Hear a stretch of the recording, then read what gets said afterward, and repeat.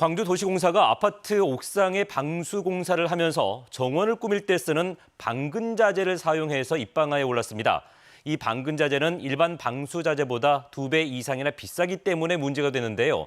정작 이 방근자재가 사용된 아파트들의 옥상에는 나무 한 그루 심어지지 않았고 애초에 그럴 계획도 없었습니다.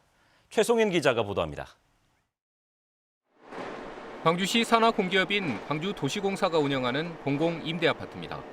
입구에 쌓인 자재를 아파트 옥상으로 옮기는 작업이 한창입니다. 방수는 물론 식물 뿌리가 콘크리트로 파고드는 걸 막아주는 이른바 방근 시트입니다. 건축물 바닥에 나무를 심어 옥상 정원을 만들 때 주로 사용합니다. 굳이 옥상 정원은 안 하는데 방근이 필요할까요? 방근 시트의 제곱미터당 시중 단가는 7만 원 정도. 보통 3만 원대에 거래되는 방수 자재인 우레탄보다 2배 이상 비쌉니다.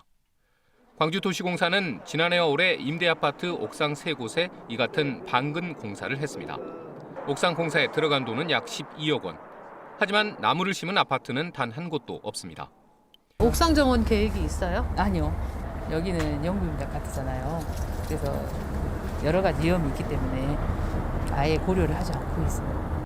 계약 심사를 맡았던 광주시 감사위원회도 이에 대해 의문을 제기하고 재검토를 요청했던 것으로 확인됐습니다.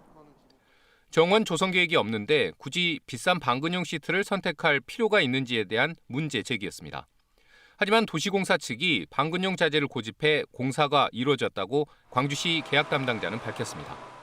30년 된 아파트다 보니 콘크리트가 좀 부실해지잖아요. 그러면서 이런 식으로 다 떠버린다는 거죠. 이러면서 계속 이제 누수가 되는 거예요. 근데 이걸 어떻게 잡을 거냐, 이 부분에 대한 고민이 있었던 거죠. 이 때문에 자재 납품 의혹부터 전형적인 예산 낭비라는 지적까지 터져나옵니다. 사실 영구임대 아파트는 거기에 필요한 여러 가지 예산들이 많아요. 거기에 좀 전환해서 썼으면 훨씬 더 주민들한테 유익했을 텐데 그런 아쉬움이 큰 거죠. 광주시 의회도 다음 주로 예정된 도시공사에 대한 행정사무감사에서 이 문제를 따지기로 했습니다. KBS 뉴스 최송현입니다.